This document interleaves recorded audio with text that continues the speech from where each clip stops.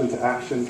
There's a video. If you haven't seen the video, it is really astounding what these individuals did. It was him and another man jumped into action and saved this woman's life literally 30 seconds before the car was engulfed in flames. So we are extremely proud of Matthew. I called Mr. DeFazio, the chief of the fire department, let him know that the board and I send our thanks to him for making Commack proud and obviously for saving that young woman's life. So God bless him.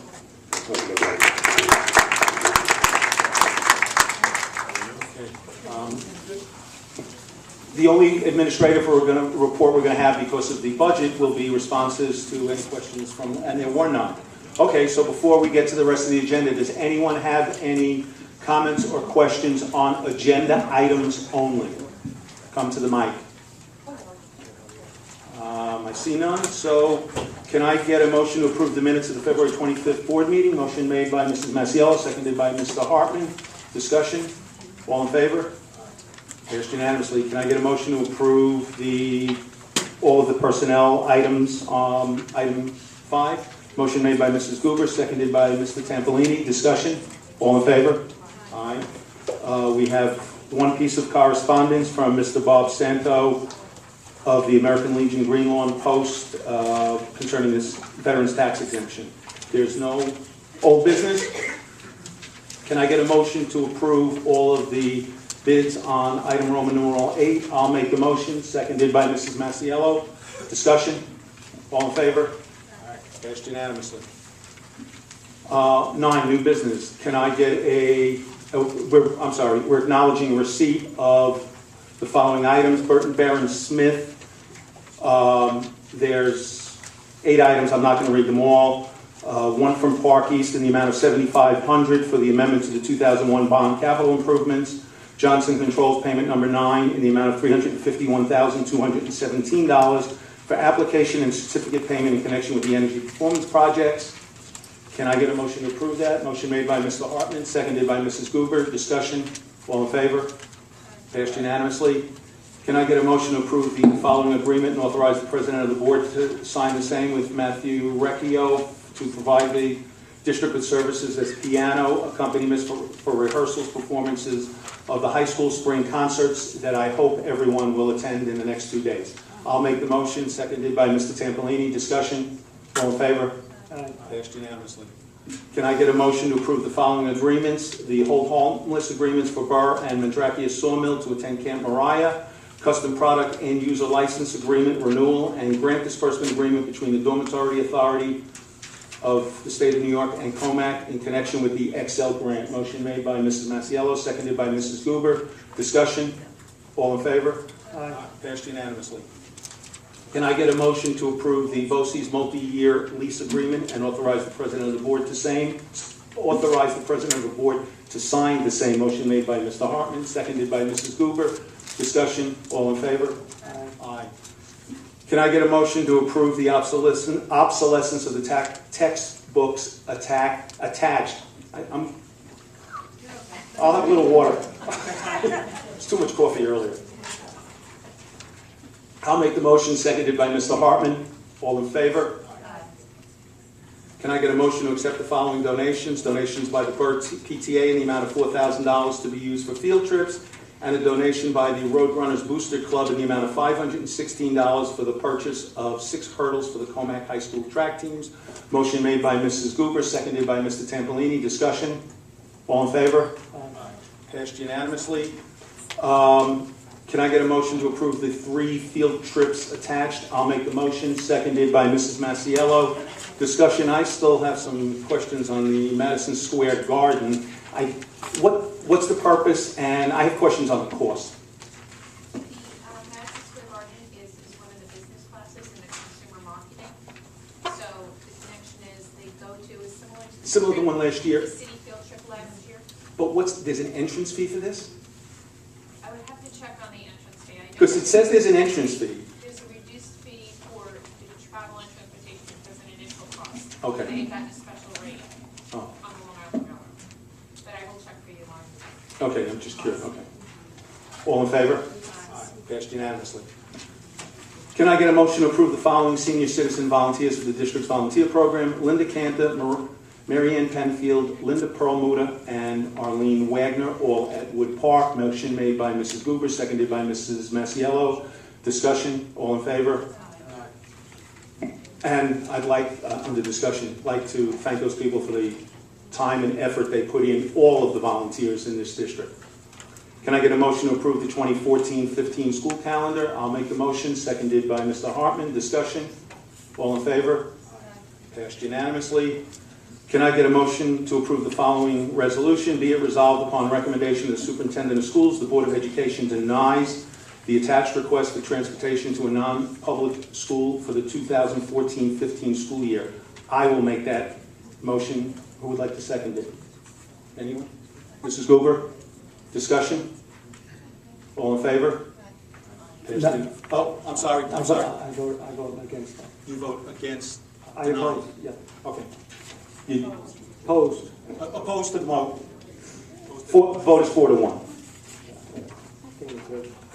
Can I get a motion to acknowledge receipt of the statement of services rendered on non-retainer matters in the amount of $8,822.57 for the period ending January 31, 2014, submitted by Lamb and Barnowski? Motion made by Mrs. Masiello, seconded by Mrs. Goober. Discussion? All in favor? Can I get a motion to approve all of the financial reports attached? I'll make the motion, seconded by Mr. Tampolini. Discussion? All in favor? Passed unanimously. Can I get a motion to acknowledge receipt of the internal claims auditor's monthly update? Motion made by Mr. Tampolini, seconded by Mrs. Goober. Discussion? All in favor? Passed unanimously. Can I get a motion to acknowledge receipt of the CSE, CPSE recommendations approved on the myriad of dates attached? I'll make the motion, seconded by Mrs. Masiello. Discussion? All in favor? Passed unanimously. Can I get a motion to adopt the resolution for the annual budget vote and trustee election to be held on Tuesday, May 20, 2014? Motion made by Mrs. Masiello, seconded by Mr. Hartman. Discussion? All in favor? Passed unanimously. One, can I borrow this a second? One agenda short. Can I get a motion? I'm going to motion to hold the informal budget hearing on April 3rd, 2014 at 6:30 p.m. Actually, that's the executive session at 6:30 p.m. and adjourn back into the budget hearing at 8 p.m. and to hold our regular meeting at 6:30 p.m. and adjourn back into regular session at 8 p.m. Motion made by Mr. Hartman, seconded by Mrs. Masiello. Discussion, all in favor? Can I get a motion to nominate Peter Wunsch, incumbent, and Jeanette Santos, incumbent, as candidates for the Board of Western Suffolk BOCES for the term July 1, 2014 to June 30, 2017? Motion made by Mr. Tampolini, seconded by Mrs. Masiello. How do we have to vote on this? I'll tell you on April 24th. Discussion. I want to thank all of you for the support once again on nominating me for my 5th term and 15 years as a BOCES trustee, and Jeanette for her 8th term. Work-wise, I am planning on retiring by the end of the year. As part of my life planning, I have come to the realization that it would not be fair to my family if I remained on the Commack School Board, however. My family has not taken vacations because there were always board meetings that interfered. I was picked to be the BOCES voting representative at the National School Board Convention next month, but I've had to cut that short by a half day because of my obligations to Commack. I'm even missing a close friend's daughter's wedding because it is on the same night as the rescheduled high school graduation. With my daughter's upcoming wedding, I have decided to rearrange my priorities. To be fair to the election process, I want to announce tonight that I will not seek re-election as a Commack trustee. I sincerely hope that whoever succeeds me on this board will remain true to the tenets of this position, the education of our children and the financial well-being of the district, with the needs of the taxpayers a prime consideration, and have that foremost in your thoughts and ideals. As an aside, when I ran for this seat 3 years ago, it was a very contentious election. However, my opponent and I both agreed that we would not hammer away at the voters on election day, and neither one of us had anyone at the polls that day causing voters to run the gauntlet. I thought it was a great idea then, I still do now, and hope that all candidates going forward following through on this. All in favor? Aye. Passed unanimously. Can I get a motion to adjourn this meeting, and we will reconvene at 8 o'clock for the budget hearing? Oh, I'm sorry, you're right, I forgot. Would anyone like to come to the microphone and comment on anything? State your name and whether or not you're a district resident. My name's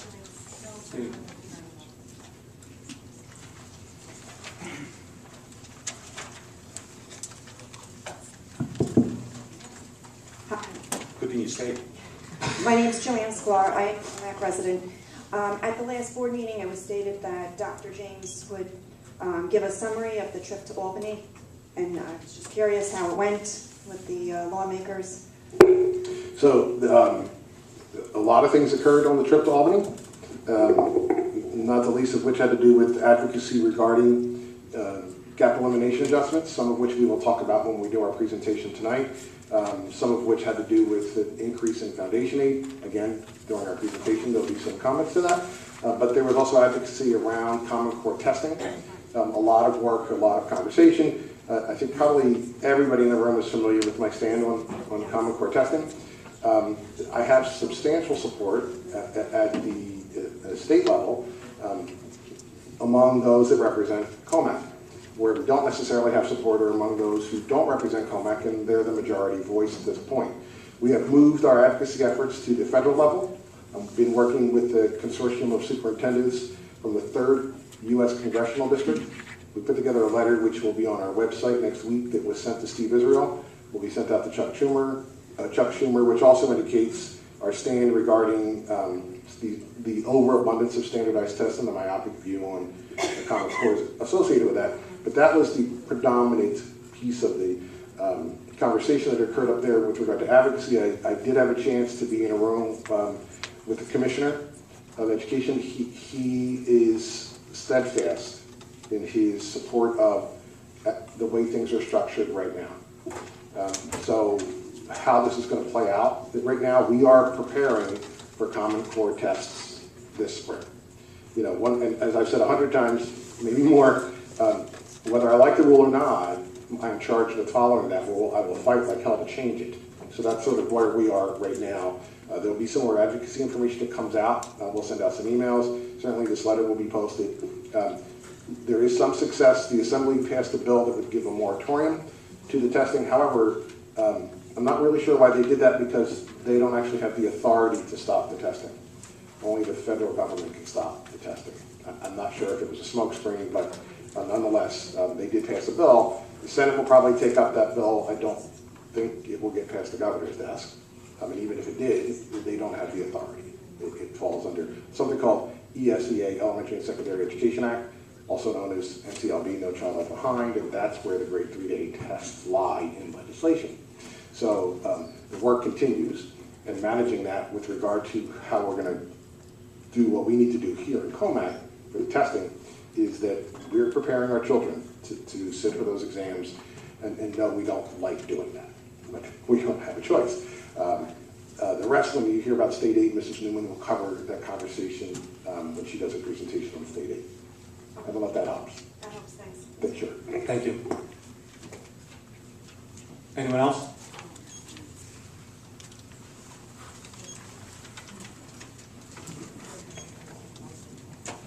Dan Fusco, district resident. I was meaning to ask this at several of the past meetings, and being that you just said you're thinking of leaving. No, I'm not thinking. Definitely leaving, all right. So I figure I'll ask this before you go. I spent some time up at with Mary Jane, looking at the plans where the temporary trailers are. I made a few rounds because my questions weren't answered according to the plans that were on. And it seems that those trailers have been there longer than most of the people that are employed by the district, so nobody really has the answer as to what was supposed to go where the trailers are, those temporary trailers, once they were removed. And I guess you and Mary Jo are the only ones left that would possibly have the answer, being that you approved the plans, I guess. Yeah, you are. I'm usually pretty good at this, Dan, but it was 12 years ago, and to be honest, I don't And know. there's no records, and it doesn't seem like anybody seems to know what the answer is those trailers were supposed to at some point leave when the construction was done, and I assume either grass was supposed to go back in their spot, or benches, or... I think grass is probably on the list of what would go there. In the beginning, at that particular time, although we did foresee the population growing as it has turned out, where we made sure we had the high school prepared and didn't change into other buildings, part of that we thought would be that some of those would be placed in particular other units, other buildings, next to other schools from K2 on up, where they were needed. So I think the plan was to look and see who needed them and then have them moved. So as far as they're not being moved, I can only say that there was no need for them and they have remained. And I know that you in particular do not appreciate them. I know that in many ways they are well used, especially when they're air conditioned in the summer and everybody loves them. We all agree that it would be prettier to have grass there, so. What was that? Was that the plan? Was just restore the area the way it was, or was it supposed to be something else built there? Or? No. No, there wasn't, I know there wasn't gonna be anything else built, I know I that. mean, like areas for the kids to sit. Well, whatever that might have turned out to be could have evolved, but I'm sure we wanted to restore it to what it was when we needed to put those on that property. We found that place. They've served us well. I mean, they still serve the needs of some students. I know there are concerns about them, and that's something to be looked at, but pretty much our plan would have been to restore the front lawn. Okay, very good. Thank you. Thank you. Before you adjourn, Peter? Yes. Just a question of the superintendent. In terms of videotaping that's going to take place at this upcoming presentation, is it only your presentation and the questions will not be part of the videotape? That's correct. Okay. At the next meeting, I do want to bring up the topic. I'm not going to bring up this meeting since we had the budget, but at the next regular board meeting, I do want to bring up the fact that videotaping again with a subsequent motion.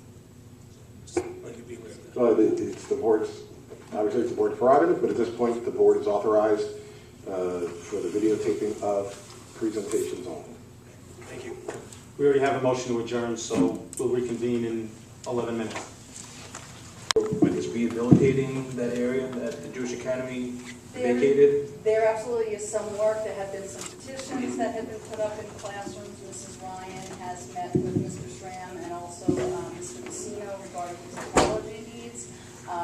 All of those would, for the most part, any renovation that is done is being done in-house with Mr. Schramm's budget. I'll let you, I have a few more, but keep it. No, go ahead. Go ahead. Mine's actually not a budget question, but it came to light, it's something I was reading in the paper when you talked about the internal claims auditors. How often do we pay the bills? Because I saw that there was a neighboring district where one of their teams got disqualified because the checks didn't get cut in time. And just for clarification, the internal audit function is a different function from the claims It's- audit I'm- function. right. So the claims audit function, which you're alluding to, is the responsibility of the individual to look at every check prior to that check being released. We do run checks, I would like to say, on a bi-weekly basis. However, and I will say, it does sometimes happen where there is a deadline. We do everything that we can to make sure that no student would suffer because of the calendar. But I must say that district-wide, our accounting department does a wonderful job of letting people know what our calendar is, and that when vouchers need to be in accounts payable in order to timely process. So it is fairly unusual if we would run into needing to do an additional check run because of something like that. We do run checks frequently. Unless I have questions, I have a few, but I'll let someone else take a question. Go ahead, Jim. I'm sorry. Yeah, I have a few questions. And primarily, I think the easiest way to do it is first, let me just preface this by saying that, Ms. Newman, this is in no way, shape, or form directed towards you personally. I believe you do a magnificent job, and we're very lucky to have somebody in the calendar doing this budgeting and financing. But I have fundamental questions and issues with what I perceive to be the intentional overestimating of annual expenditures above and beyond what's required to maintain district operations.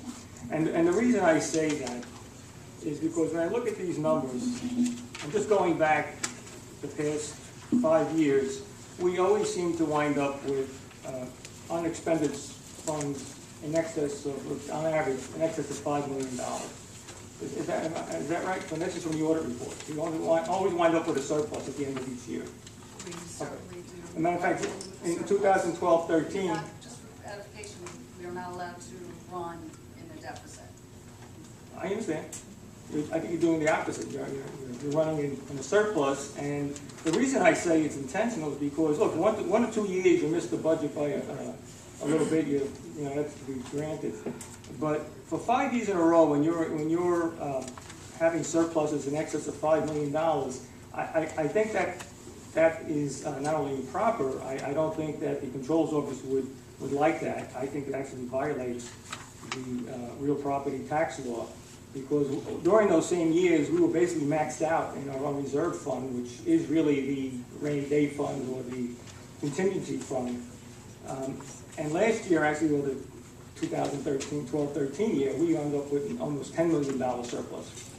Now, you know, people want to take accolades here for giving that money back, but there's 2 problems with that I see. Is one is that you're not doing anybody a favor by giving it back. You're required by law. 2, you shouldn't have taken it in the first place. So I see in this budget now, and just to make it simple, if you look at the 2012-13 actual expenditures, it was I'm going to say $162 million, right? And I think the audience has the general fund that shows the actual expenditures from 12-13. Is there an additional money back to my seat so I can? Absolutely. Sure. So my question is, we spent actually 161.4, let's say 162 million, but our budget was 172 million. So that's the $10 million surplus that we had last year, basically. Now this year, we're going from, the problem that confuses, I think, the public is that you're not using actuals for the next budget. You're going from the prior budget year, so you're doing budget to budget. So that 172 that you budgeted to 179 looks like a $6 million increase, but you really only spent 161. That's $18 million. And now this year we're doing the same thing. Instead of going from what we're going to spend, and this is my next question, perhaps you'll be able to answer it. We so far spent we've spent to date, and this includes encumbrances, and if I understand correctly, encumbrances means anything that we're contractually obligated to pay. Is that right? Any item that funds have been contractually encumbered. So the difference between what we have spent and what's been encumbered is $169 million. But the budget, I'm sorry, $169 million, but we have a $179 million budget. So that means there's $10 million that we got to spend between now and the end of June. So where would we spend $10 million over the next 4 months? We're going to wind up with a $5 million surplus again, isn't that right? Or maybe more. Well, as we've reviewed in all of our budget workshops in the previous years, we do build contingency money into the budget. There are times where unforeseen items may happen, and fiscally, we have funds to handle that. We have not run in a deficit. I know that you had said about the audit report. The audit report, if you look at page 19, the $10 million that I believe you're referring to is before our operating transferred out toward that service fund. So when you take into account of those funds, that was a $3.6 million. Okay. Now, as far as, I believe the question is regarding where we're projecting to be at June 30th of 2014. Yes? I want to make sure that I'm looking at the same Yes, number. because we have $10 million here to play with between what we've already spent and obligated to spend as opposed to what has been budgeted. At this point in time, the difference between the 172 and the 179.3 is what you're referring to? No, the difference between the 179 that was budgeted for 2013-14 And the projected expenditures of 172.2? 169. Okay, you're not looking at a current, This is the one I have. no, it- Okay, what number do you want? 172. So there's basically $7 million. Yes, at this point in time, we're projecting which is how we're coming and funding the $9 million in the budget for next year. So the $7 million that we're projecting at this moment in time is how we're funding the $9 million to get the tax levy. Right, so what you're doing is you're artificially lowering the tax levy by using money that you taxed people from a year ago. Instead of having a true number of what the tax levy is, it's really a fake number because it's being offset by this surplus that we keep carrying from year to year. If we don't spend the contingency monies that are built in, then that is how we are funding it. But that's my whole issue. You're not supposed to have a contingency built in because that's what the unreserved fund is for. So you're circumventing the 4% tax cap by overestimating your expenditures. And so end of the day, my question is, if you didn't do that, this 4.5 million now is really $1 million. Can I comment? Someone, and I don't remember who, brought the same issue up last year about reducing those reserves and cited Northport as an example of people who were saying Northport should do it. Well, Northport did exactly what you're saying, and Northport was one of the first districts cited for financial stress. So if we do that, we run the risk of a year or two from now being in fiscal stress. And if I understand the numbers correctly, on that fiscal stress score, whatever it's called, we are the lowest of any district in Long Island. So I think I'd rather keep the reserves where they are than be in fiscal stress and run the risk of running out of funds, or when we need the funds 2-3 years from now, having to exceed the tax cap, which none of us want to do. Let me respond to that, because that's, look, I'm not suggesting that we deplete our unreserved fund. Obviously, that money is for unplanned contingencies. What I'm saying is you can't also usurp that 4% cap, which is the law, by padding your budget to have extra money in the budget above the 4% you already know you have. We've been audited, and the numbers were looked at, and we're not in violation of the law. I'm going to disagree, and I'll tell you what. I've spoken to the controller's office to try to get a better understanding of this. And my understanding from them, from what they're telling me, is that we're not allowed to have any surplus money at the end of the year above and beyond the 4%. The fact that we're giving it back to the taxpayers is irrelevant. That means you've overtaxed them. And while you can miss by $1 million or $2 million, I understand that. It's not an exact science, and with a big budget like this, you're going to have over it. But we shouldn't be running the surpluses as excessively as we have been. There's no need for that. And what I'm saying is that if you just ran $1 million or even $2 million, this $4 million change now is a $2 million change. But this budget is padded with $2 million that you know you're not going to spend because the past 5 years shows you haven't spent it. So you're continuing to perpetuate this, I don't want to call it a fraud, but it's disingenuous is what it is. Those are exactly the arguments that the Northport tax pact people made last year, and I'll stand that we need the reserves. I think one of the issues, Mr. Campanelli, if I could weigh in, is, and I understand what you're saying.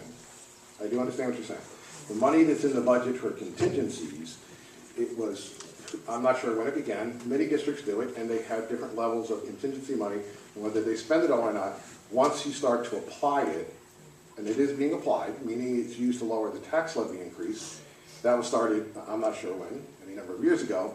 If you take it out of your budget, and I understand what you're saying, do not put the contingencies into the budget, move it out of the budget, the following year, that money doesn't exist to apply, which causes a stressor on the budget, meaning we'd have to find a way to come up with the money to apply. So Well, you increase the tax levy. That's how you get the extra money when you're short at the end of the year. But you have a increase the tax cap, levy. you can't just increase the tax levy. Well, then you make cuts if you have to do that, but the point is you can't artificially inflate the budget to circumvent the law. The only way we can cut the budget is we have to cut programs. Are you recommending that? You did, by the way, you were the one last month who said you'd be willing to raise everybody's taxes an extra $100 to support. And to support the veterans, yes, I would. Okay, but you did say you'd raise everybody's taxes $100. $5 million extra hitting the community. Excuse me. Two things. One, with regard to, I beg to differ that we're circumventing the law. And so I understand your perspective. I too have spoken with the comptroller's office. I've been through audits before. Mrs. Newman has been through audits. The idea that we are managing our budget the way we are, and we are leaning back on the amount of contingency money that's in the budget, I highly recommend that you do that at a paced level as opposed to in one fell Well, swoop. when was the last time you were ordered by the controller's office? I'd like to Well, know. I don't know the answer to that. I tell you what, it ain't been in the past 5 years because we be in the newspaper, that's what happened. Mrs. Newman, I think it's late October, you do file all of our reports with the Napoli's office, so they do see it. Yes, And we do. this isn't anything that we've hidden, is that correct? That's correct. I'm not saying you're hiding it, but Well- the general public isn't aware of all these, you know, these nuances that are built in here. If you have an accounting or financing background, this would jump out at you. I'm telling you right now, and if anybody in this audience has an accounting background and tells me I'm wrong, tell me I'm wrong. You're wrong. Anybody else think I'm right? Okay, so we're not going to discuss with the public right now, okay? Well, go ahead, I made my point, we can move on. Okay. Any other board members have a few more questions? Do you have anything to bring, Joe? Debbie, do you have any points you want to bring up? No, I'm good, thanks. Okay, so I'll just ask a few more questions. One is to Dr. James. I know we had briefly discussed this. There's restorations for 2014. I guess looking at our going forward to 15-16, are we pretty confident that these restorations can continue into the 15-16 budget, such as assistant coaches and all these other programs? If we continue our current budgeting practices and our multi-year planning, yes. If there are spikes in unanticipated areas, or we change our budgeting practices, then those items would be at risk. Okay. All right. Okay. My next question, typically when the state budget, if it's included, say, April 1st, they give us our state aid money. When we get that final number, when do you recommend to the board to change the budget? We would come in ideally at the April 4th informal hearing, Okay. because if they adopt the budget on April 1st, typically we get to run either late April 1st or April 2nd. We work feverishly to incorporate that into our budget planning, and then from there we make a recommendation to the board at the informal budget hearing, and you don't adopt until the following meeting. Okay? And could I ask that, at that point, if there were dollars that we gave in the final decision, that dollar could be returned to the taxpayer, is that Yes, correct? that is correct. Okay. I have one more, if I can, and I'm going to put Dr. Kaur on the spot, I think, here, but it appears that we're increasing textbooks $220,000. Do we know how much of that is Common Core related? The majority of that. That's what I was afraid your answer was. Okay. And we actually will present some information around Common Core direct expenses at the next session. Okay, Dr. Carr, another question. The expansion of the intermediate level curriculum, do we have an idea what that might contain for next year? There was The a- enrichment program? The enrichment program. The enrichment program will be an additional teacher that will work right now where we have an ad hoc group of committee members that consists of, it'll be teachers, it'll be business worker, and it will be administrators. We'll talk about how we're going to construct the program. I have met with the current person that does the enrichment program and does also our challenge and discovery program, as well as Mr. Lewin, who's the director for special programs. And we started the planning process, and we're going to be meeting with the committee within the next week or two to formulate exactly how we're going to orchestrate that between Bert and Swan. Actually, I do have a question. Go ahead. With regard to the enrichment in middle school, which is, I'll go back, where are we fitting that in? You know, what is that taking the place of, or how is that fitting in the day? The careers exploration program that had been there, we're replacing that in the VO, have you noticed the VO? With this course offering, students will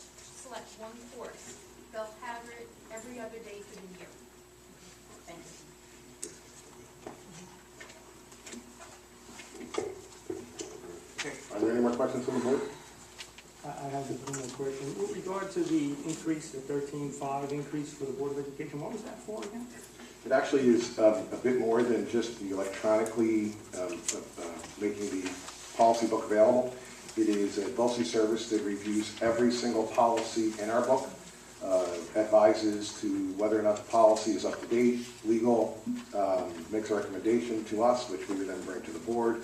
The board would adopt the policies. It then becomes part of the policy book. And at the end of a 2-year period, you have a fully updated legal policy book. It's not to suggest that our current book isn't legal, but the recommendation is that you do this every certainly 6, 8, 10 years, and then it is available electronically and on CD. And is that money reimbursed by BOCES? It's a reimbursable. It's not 100%. Not reimbursable. There's a difference. Yes, thank you. Thank you. Any other questions from the board? Okay, at this time, we will entertain questions from the community. Again, you have a 5-minute time limit. You can certainly then go back to your seat if there's someone else waiting to speak, and then return to the microphone. Direct your questions to this chair, and then I will ask that the appropriate administrator respond. So are there any questions from the community?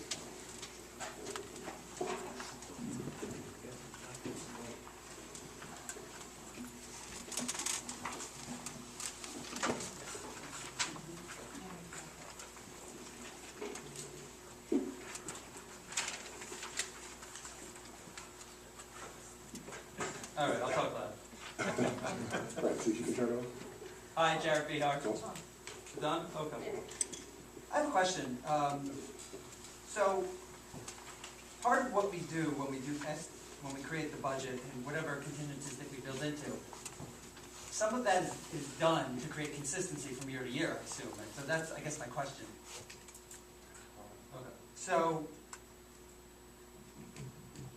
in the tax cap era, where we can only raise taxes a certain amount from year to year, I would think that consistency and being able to almost give a prediction as to what the tax increase is going to be from year to year would be very important, because there's a limit on how much you could raise taxes if, when you were budgeting, you didn't budget enough and there wasn't enough money. So can you tell me, it seems it's very simple and convenient to say, oh, well, you know, if we didn't budget enough, we can just raise taxes, or we'll make cuts, especially if you may not have kids in the school district. But for someone who's got young kids in the district, what would concern me was being able to be assured from a year-to-year basis that we were going to have money to fund things without having to have spiking tax increases. I mean, they've been fairly consistent the last few years, which I think is a good thing, and not having to just say, okay, oh, well, we got to make cuts now. So I guess that's my question. Is that a concern that the board takes into account? All I can say is that my recommendations to the board have been that we operate in this fashion so that we can create this multi-year process. There are other ways to do it. I'm not going to say any way is right or wrong. What I will do say is that this is the way that we've been engaging in the process to create this long-term picture. Managing it moving forward it's always challenging in the tax cap era. When people are struggling with their taxes, we certainly have a recognition of that at every turn. Driving the tax levy as low as possible has been what I see as my charge, aside from maintaining the program at an exceptionally high level. Just one other quick question. Do you know the enrollment from last year, from this year to going into next year, do you know generally how that's changing? We have about the same number of kindergartners coming in next year as we have this year. We're graduating over 500, so there's going to be a fluctuation of 100 to 125 children. Thank you very much. Can I also make a point that as far as our tax cap history, we were allowed 4.1, 4.73, and then all of a sudden this year, only a 2.04. It isn't something that we have the ability to foresee, and that would certainly lock us into perhaps having an issue of having the need of 60% of our community saying yes to whatever number we want. Mrs. Burke? I just got a couple of quick questions. The first one is just going to be more of a better word. Page 4, you use the word less in comparing page 4 of your own budget. When you deal with the competitiveness of colleges, when I first read that, it kind of stuck in my mind the word less, maybe if we just put that comment other versus less, it kind of makes it sound like, That's how it's That's actually defined. the official. That's the official. is that the reason? Yeah. Because to me, it's like, if, for No. example, and I'll give you a quick example, if a lot of our children go to some community college that have to do with financial or You know, absolutely. we don't want to give the impression that it's anything That's less. not our. Yeah, But that's it's not ours, and that's where why that we comes don't, from. that's No, why we that's don't, great. that's why we don't name the schools. That's great to know. They're going to college. Yeah, I God thought bless we them. should be excited and Yes, celebrating indeed. that, so I was wondering, and if that comes to the It's way not our it's termed, nomenclature. then that's, I just have to ask, go ahead. You have two-sided, we don't, so next time, if you could just double the number of pages. oh, okay. That's why I couldn't find the Okay, so time. the rest is not gonna make any sense because I wrote the pages now, but you'll Okay. figure that. And then the second thing is on page 5, which again might be 6 or 4 for you guys. Whatever. When we were discussing the number of applications received and we were accepted to, I think I asked this again last year, if there was a possibility of actually getting the actual colleges that our children decided to go to and the dollar amount that they won based on that, because that's very impressive to say. It's hard when each child might apply to 4 or 6 or 10 different schools, but to actually see where they got into and how much money they chose and the locations of where they chose. I just thought it would be, if it was possible, if it's possible, that would be just a suggestion. Sure. Nice and easy, you know. I also want to, on page 18, and I want to thank you guys, because you increased back in the library, health services, and the guidance, which something I fight for each and every time I get up here, because I think it's just as important as every other area. So my concern is, on page 8, when you talked about cutting custodial and clerical, and I think there's a dollar amount, about $900,000. Well, those were previous cuts, not moving But forward. not moving forward? Not moving forward. There are no Good. reductions in those areas. Hold on, I'm going quick, 'cause I know my 5 minutes. It's okay. You can get back up, though. I appreciate it. You're doing okay. Good. So then I only have 2 quick ones. One, when you're explaining training on page 17, I see that you took the previous balance and then you added to it. Now, it's more of an explanation. Do we always retrain and is always training that much money from the previous year plus? Or do you get to a point where you don't need to train people every year? Or how does that number Yeah, come that's a about? great question. We're not training the same people every time. Sometimes it's different folks. Sometimes we do need to retrain people because when the state changes the requirements, or we have to alternate courses associated with that, or there are new standards, or any number of things, there is that, those fees come along with that. We will certainly talk to that at the next meeting, where we show how much of that we actually had to increase because we have to provide additional training associated with making sure our kids are ready for these tests. Whether we agree with the test or not, I always like to say this to my kids, you don't have to like the game, you just have to know how to play.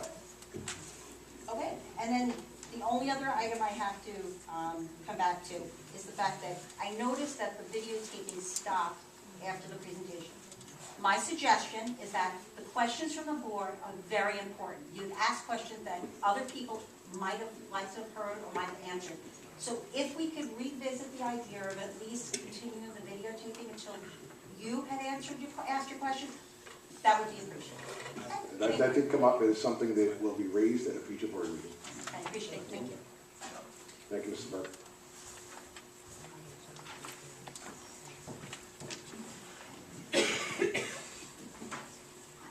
All right, well, first, I'm happy to see that we're adding some enrichment programs back into the curriculum for the kids. That was something that I saw was cut out of the budgets for the last few years. And honestly, I don't think it's enough. I see like the 8th graders, it looks like they're gonna get a full enrichment program. But I'm more concerned with the kids at the elementary level because, just from a personal perspective, I have some nieces and nephews that attend the schools, and they were brilliant when they went into the kindergarten, and now they seem to be stifled somewhat because there's not enough enrichment for them at the elementary level. So it looks like it's a start. I don't know if there's any answer to exactly what we're proposing at the elementary level or the middle school level. The idea that there are any number of pressures associated with how we provide the programming for our students. Some of it has to do with time of the day and the requirements that they have to meet. And the other has to do with how do we manage enrichment and what does enrichment look like. There's a broad definition to enrichment. I would be extremely disappointed if I heard that your family members weren't able to reach their potential in our system. Some of that has to do with the pacing, and that we actually look at things really K to 12, and what that looks like. There will be a description of those enrichment programs at a future meeting for sure. Part of that is we want to engage staff in those conversations. So before we even talk to the board, we don't always fully develop it. It's a concept. What does it look like, and based on the student population, how might that program grow? But there certainly will be a fuller explanation of that enrichment program moving forward. Well, I don't know, the budget? Yes. Okay. All right, well, I know I experienced it with my kids when they went through the elementary level, and I'm seeing it repeating itself, maybe a little bit worse for the kids that are going into the schools now. I'm not one to be disagreeable, but I'm extremely proud of our elementary program and the way we meet the needs of the students there. If you'd like to have a conversation with me about how that didn't occur, maybe we can address that. Well, don't take me as being critical. I mean, I think we get a very good education in this district. I just would like to see a better education. I mean, I don't know why we can't be the #1 school district in America. We are. Well, the #1 in America. I'm sure. I'm not being facetious. I don't base my statements about that on whether we win some award. Those awards, frankly, are meaningless and are myopic. The awards are based on how many kids took an IB test. As soon as I start to offer other opportunities for those kids, those awards begin to fall to the wayside. It means, and I'm being perfectly frank, I'm not being glib at all, but I would put us against any district in the country, any district. We take every kid who lives in this community, we educate them, and we have kids here today that are going to cure breast cancer. And I'm not at all, that's just me being, I'm not angry at all with you at all. That's how strongly I feel about the program. I was saying to Mrs. Goober, I am extremely proud of the product that we produce here when we're educating the number of kids that we educate. We are doing, and our data, put it against anybody. Put our kids against anybody. Put our top kids against anybody. Put our middle kids against anybody. And I mean that. And I've worked in districts upstate, I've worked in districts out east, I've worked in districts in Pennsylvania. I have a pretty good sense, no doubt in my mind, that we are it. I do agree with you. We do have brilliant kids here. I come to these meetings and I'm astounded at some of the awards that I see presented to these kids. But I'd like to see this room packed with kids getting those kinds of awards. I mean, it seems like we have the same 10 or 12 keep coming in. If we could have 50, 60, 70, I'd be even more astonished. And I guess that goes back to enrichment, starting when they're younger and challenging them a little bit more than what I think they're getting challenged, and it's not really what I think. It's, Dan, you have 1 minute on this turn of the mic, so go ahead. I'm just letting you know. I'll sit down. No, go ahead.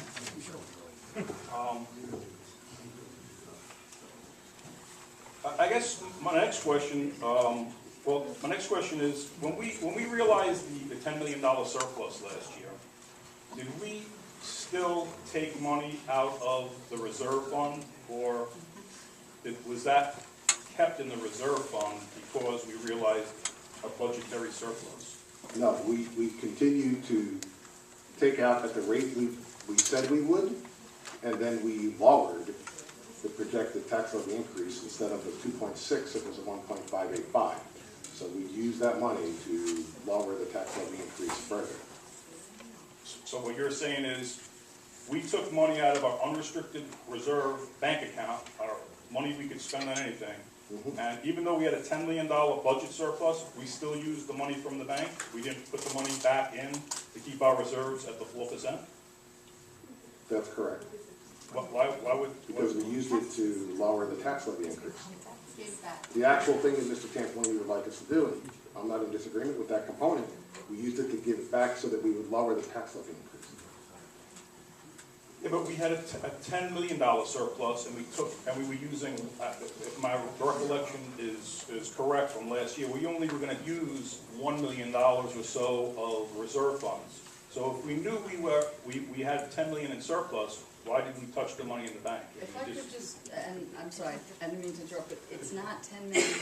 And our audit report is online, so you can certainly take a look. It was $3.6 million as per our audit ended June 30th in 2013. I think you're looking at the wrong line. There's a line in the financial statements, which is before our operating transfers out. That's a $10 million. That is not what our surplus is. Our surplus was $3.6 million, and it is in the audit report, and I'd be happy to give you a call. I'll walk you through the website to show you where that is. I'll take you up on that phone call. But the way I look at it, simple math, is our budget was last year 171, and we only spent 161, so it was roughly $10 million. So if I'm missing something, I guess I'll take you up on that phone call. If you like, I'll show it to you when the meeting's over. Sure. I have it right here. Next. You can. Anyone else? No? Hey, Dan. All right, Dan, you're right. I'm sorry, I thought there was somebody else. I mean, in my professional life, I prepare budgets for multi-million-dollar projects, and I build in reserves for the necessary unexpected funds that you need.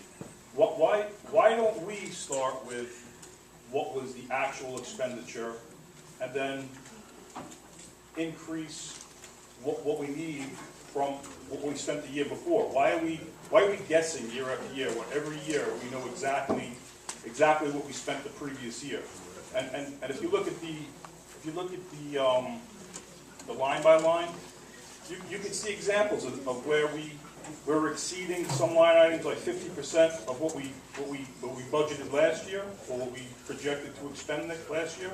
But from the actual expenditure, we've increased stuff 100%. So one item in particular is, if you start at the top, the Board of Education. Yeah, you're only going up 30% from last year, but you're actually going up 100% from what you actually spent in the 2012-2013 year.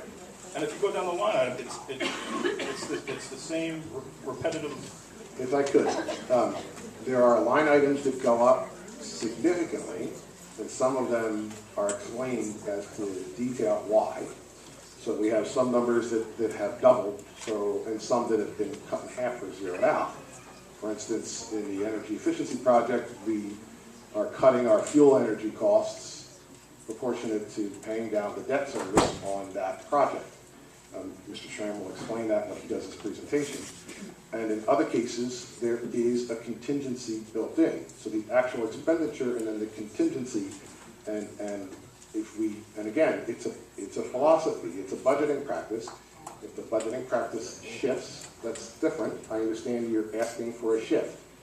What we've done it, and it's been done in this district probably for a decade or so, is that there is a contingency built in. If the money then isn't spent, it's used then to apply. If we take it out, we don't have it to apply the following year, and then you're left with a hole. And that's okay. The board would then have to make a determination, are you going to raise taxes or cut programs? There's only two other things to do. If you don't have the planned contingency money to apply, I don't want to go through this again tonight. We will certainly, again, come up, it'll be presented again at other meetings when we talk about our revenue stream. So you're saying if you don't build in this case, a $9 million surplus, which is what you have on the paper, you're projecting to use $9 million in surplus from this year, next year. No, it's not all unspent money. The $9 million is unspent money plus other revenues that come in. So we get $1 million in LICA rebates for PSE&G and North National Grid. That money is in there. So when there are other things that contribute to that besides the money that we didn't spend in the budget.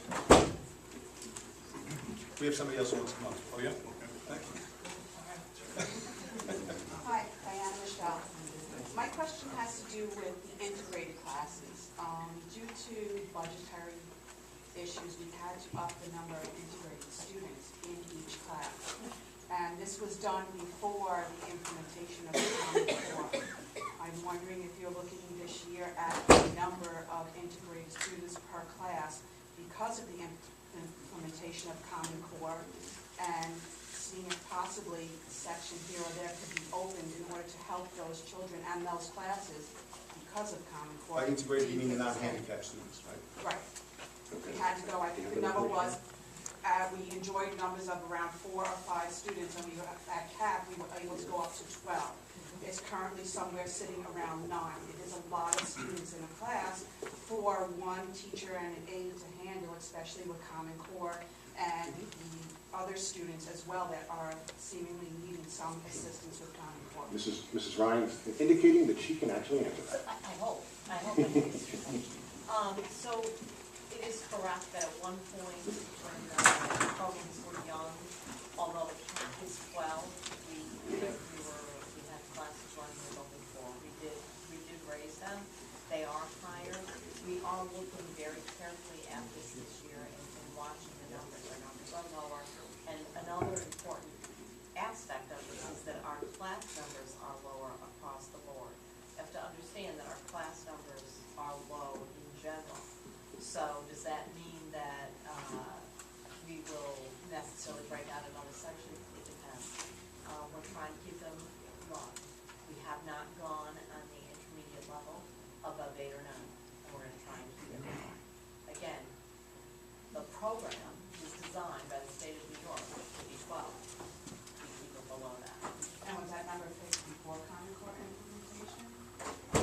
You know what I mean? Yes, and please know, I hear what you're saying, and so does everyone else, about the fact that we're facing some challenges on the course. Not only for the students, but the teachers as well, because they are now being judged pretty much, a percentage of their score is based on these children's tests. Am I correct in saying that? Well, I can't respond really to that. I'm not sure how to respond. I think what Mrs. Ryan is trying to say, and you are right, there certainly is APPR to be considered in all of this, but the service to the students is certainly at the forefront for the teachers and for us. I think what Mrs. Ryan is saying, she's going to review those class sizes. Certainly our overall class sizes drop, so you would think, reasonably, she'll have to look at the numbers, that means that some of those other numbers have shrank as well. She doesn't want to commit because they're still in the middle of their annual reviews. So we don't really know exactly yet how many kids are going to be in integrated classes. So she certainly might reopen another section. It certainly is possible, just like we do when we look at our other classes. If the number gets anywhere to the do not exceed, we pop another class. Yes, and which I asked, as I said in the beginning of September, I thank you greatly for that, because I happen to stand before as a parent of a child that went through that year, and thank gosh it opened up again in 4th grade, and you did open the class, so thank you for that. Thank you.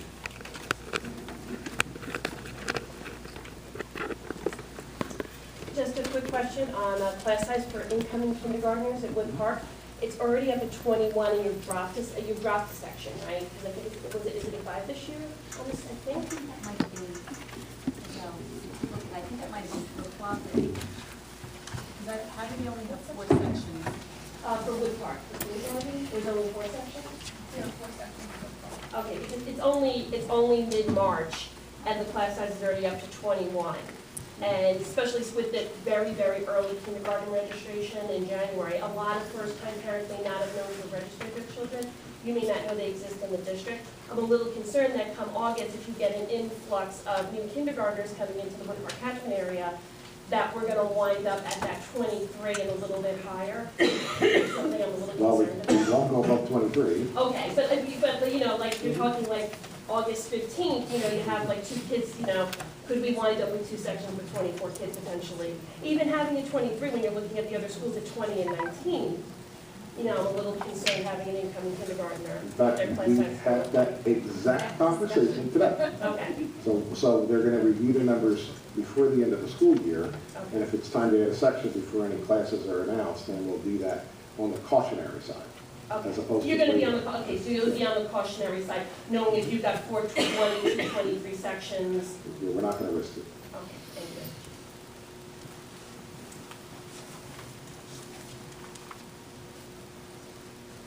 Thank you. Can you tell me if any of the increases in the budget reflect any rehiring of formerly accessed employees or staff? I'm not sure what the question is about increases in the budget. Well, any of like the new classes or services, were any people that were accessed in the past rehired? Well, I would think, because we also have retirements, that there will be people who were excess that will come back as a part of, you know, the recall, which is required by law. I can't tell you off the top of my head who they are, but I do know that Mr. Kalahifar and I, have had this conversation, and I know they're working on that and projecting who would be recalled. We didn't want to be premature until we certainly get the first salvo with the budget, and until the budget's approved, then we can't actually call them back, or we wouldn't call them back. It just wouldn't be fair, although we give them notice of that. But certainly we are in that process of reviewing those recall lists based on retirements and any other changes. Overall, the staffing for the district doesn't necessarily go up because there is some decrease in the student population. It goes up some, but not as much as you might think. Also, at a previous Board of Ed meeting, I had asked a question about electives and about some way of making sure that every child in the high school was offered at least one elective before children got seconds or thirds, whatever. Was that taken into consideration and worked into the budget at all? Yes, we added a number of electives. Not everything that we added in electives shows up on the screen. Part of that has to do with the number of FTEs, in other words, the number of teachers that are available. Some of it has to do with the actual way the scheduling is done for particular kids. We are going to be very mindful of that and looking at the number of students, and what we do is a review of the number of students at study hall or lunch.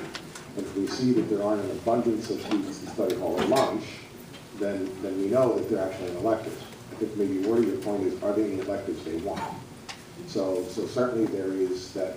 We're looking at philosophically handling that based on student requests for electives as opposed to staffing, and then they fit into where the staffing is. So that is certainly a shift in the way we think about that. Okay? And last, what was the process that you used to determine which classes you were going to add? I mean, there was one up there that was human geography, for example. Was there any process? Well, there's a number of different ways that it's done. Some of it has to do with where we have a need. Some of it has to do with based on what students want. Some of it has to do with the expertise of the teachers. But I'll turn it over to Dr. Pecora. With human geography, the IB program in and of itself with regards to college courses starts in 11th grade. Oh, sorry. Some of the courses that are IB related start in 11th grade. The IB program starts in 11th grade. There are opportunities for students to take AP courses. There is no time constraint on it. They can take it in 9th or 10th grade. 9th grade schedules are fairly booked with the core program.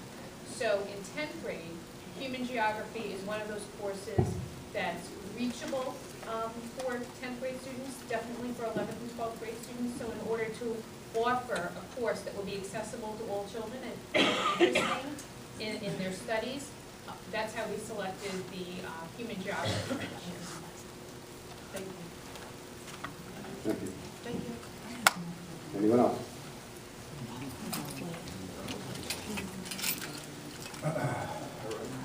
In the past few years that I've come to these budget meetings, there's typically several choices for the board to choose from, I assume. Like last year, I think there was 3. There was a high tax rate increase, there was a medium tax rate increase, and a very low tax rate increase. This year, it seems like there's one choice. Is this a work in progress, or is this what the administration is proposing to the board, and they only have one choice to present them? In the past, the reason that several options were given to the board was because in order to reach those tax levy increases that we proposed, there would be reductions. And so the board had to have conversations about what it was that they wanted to reduce. In this case, the budget that was passed last year and was approved by the board contained a program that was supported. So that program continues moving forward. In other words, we're not coming to them saying, we want to cut something that you approved last year. In addition, we're able to restore some things that were proposed in the past. The tax levy increase is below the cap, so there are no required reductions. Could the board say, we'd like you to not run that program? Sure. Or they could say, they could say at some point, put additional stuff in?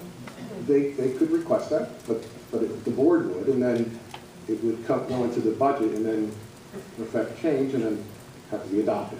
Okay, so I guess my question is, when would that take place? I mean, you made a presentation tonight that if there's a decision to make changes, let's say you want to add pre-K for everybody in the district, At the end of the second budget presentation, which is when we will have presented the entire budget to the board, if they were to say that Dr. James, the pre-K wasn't in there, what would that cost us? So is that something we could consider? That we give them the information and they can make that decision, sure. And then it would be updated on the presentation and the public would see it? If it was approved, sure. Sure. Yeah, it would have to be, because we put it up again then at the informal budget hearing. And then, because that would be where we said it would, and then at adoption, the night they adopt, they're gonna adopt the final number, which is, I go through, I do the same thing every night, after we get through each code, informal budget hearing, and then adoption night, we go through and we say, this is what we added, this is what we took away, this is what we added, this is what we took away. Otherwise, everything else remains the same. Okay, so barring any changes, this is what you're presenting and... These are the numbers I'm presenting. Next week, or next meeting, the 27th, is when you would see what's going into facilities and transportation, athletics and co-curricular and things of that nature. But then but overall, this is what we're projecting. It used to be we would build the budget from the beginning and not announce this till the end. It is just drove people crazy. How do we know? How do we know? How do we know? We're telling you, this is the budget we built. These are the final numbers, but now we're going to need some time to explain to you what's in those final numbers. I just wanted to retouch on that point with the budget surplus, because you made it sound like if you don't build in a contingency in the budget of whatever you got in there, $9 million, and I guess that fact is arguable, and we'll talk about it later. You make it sound like if you don't have that in there, it's doomsday, and we're not going to have money to run the school district. But you have the $6 million or the 4% in the bank account that you can use. Sure. If there's a shortfall. Yeah. So if we were short money this year, if we had a 0% increase in taxes this year, and we kept the same amount as we had last year, which was $179 million, and for some reason we exceeded the $179 million, but let's say $1 million, you'd be able to go into that $6 million bank account and take $1 million out of it. And then you would know next year that, hey, you know what, we had a shortfall of $1 million, now we need to put $1 million into the budget and raise taxes a little bit to cover that $1 million. The tax cap, we can't just raise the taxes. $1 million isn't going to throw you over the tax cap. $1 million is almost 1% of the tax levy. Say that again? $1 million is almost 1% of the tax levy. Is it about 1.3 million? $1.3 million is 1% of the tax levy if our tax cap is 2. And we have over $1 million increase in TRS. We have a several $1 million increases in contractual obligations. We have Common Core. Well, the contractual obligations are covered in the $25 million, in the other $18 million that you have in the restricted funds. So in total, we really have $25 million in the bank. Only 6 of it we can touch for whatever purpose we see fit. But the other 18 or $18 million is for the purpose of what you just said. If we have overruns in those areas. No, I'm sorry. No? Those contractual increases are not. We cannot take any of those contractual increases that I'm referring to out of reserves. But not the contractual increases, but the TRS? The benefits. There is no reserve. There is no reserve for TRS. It's not allowed by law. You can have a reserve for ERS, which is Employee Retirement System. Yeah. That actually is going down next year. But TRS, by law, you can't have a reserve. So a lot of it has to do with, and it's a philosophy. We've had this conversation before. We respectfully disagree with one another about how we're managing to maintain the stability so that we have, in essence, a solid Moody's rating. We can borrow at a lower rate. We have funds to fall back on if we have issues. We certainly are pulling back on the amount of money that we have in contingencies, and we certainly are applying more of our reserves. And it is a multi-year process so that we can predict stability over time. I understand you don't agree, but that's perfectly okay. I would certainly disagree with the numbers that you used. Mrs. Newman will be happy to go over some of those numbers with you. Okay, well, I'm just reading the numbers off the presentation. I think there's someone else wants to come up. No. No? Come on, Jack. No? What? No.